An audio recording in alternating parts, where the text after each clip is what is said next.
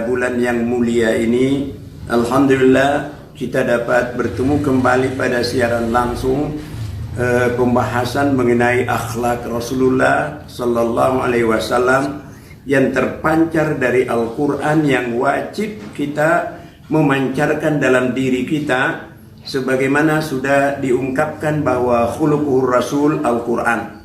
Akhlak Rasulullah sallallahu alaihi wasallam adalah Al-Quran, dan sudah kita bahas pula bahwa mempelajari Quran itu fardu ain, wajib hukumnya mempelajari Al-Quran.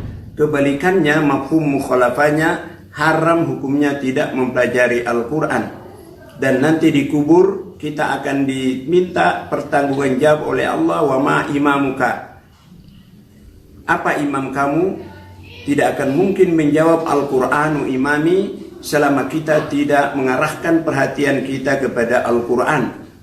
Selanjutnya, dari akhlak Rasulullah sallallahu alaihi wasallam, kemarin sudah kita bahas bagaimana kelemah lembutan Nabi.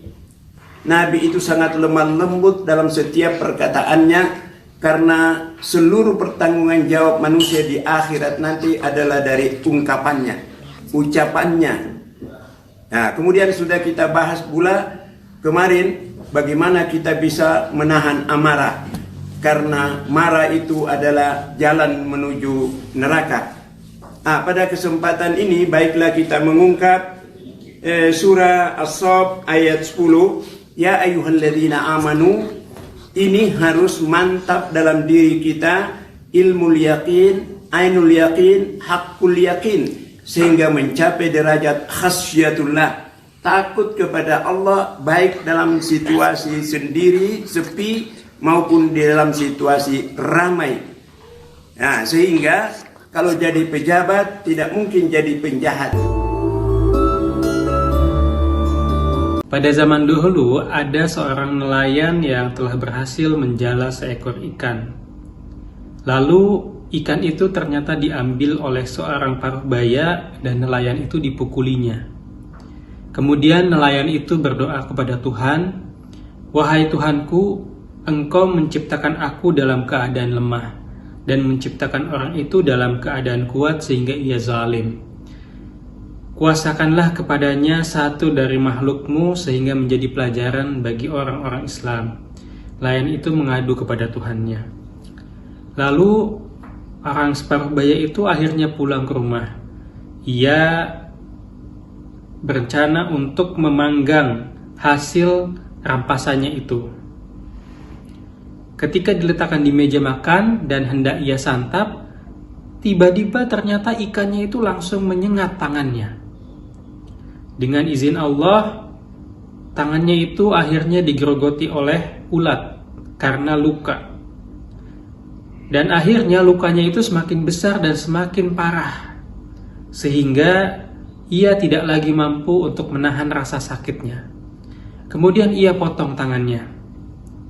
Tetapi ulat-ulat itu tidak bisa pergi dan sakitnya makin menjadi, hingga akhirnya ulat itu menggerogoti hingga bagian sikunya. Kemudian akhirnya ia potong lagi sikunya, sehingga ia sampai tertidur.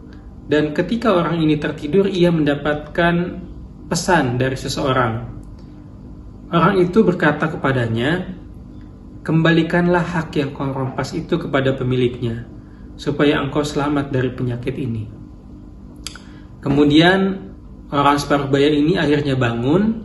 Kemudian ia datang kepada nelayan yang telah ia zalimi itu, dan ia memberikan uang 10.000 dirham sembari meminta maaf.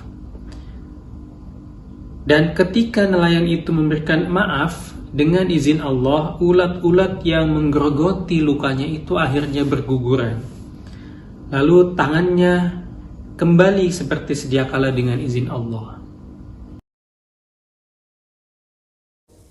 Allahumma inni as'aluka nafsan mutmainnatan tu'minu biliqa'ika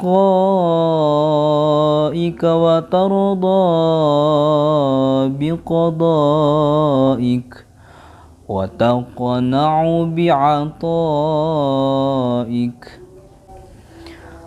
اللهم ارزقني حبك وحب من يحبك والعمل الذي يبلغني حبك، واجعل حبك أحب الأشياء إلي. اللهم يا مقلب القلوب ثبت قلبي على دينك وعلى طاعتك. اللهم إني أعوذ بك من الشرك والكفر والفسوق والنفاق. اللهم إني أعوذ بك أن أشرك بك وأنا أعلم، وأستغفرك لما لا أعلم. اللهم إني أعوذ بك من البخل والجبن، وأعوذ بك من أن أرد إلى أرذل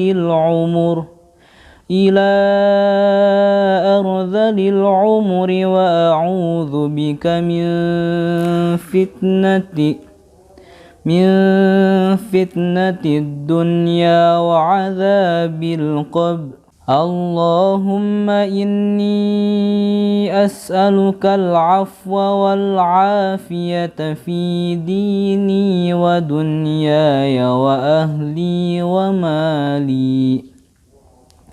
ربنا آتنا من لدنك رحمة وهيئ لنا من أمرنا رشدا.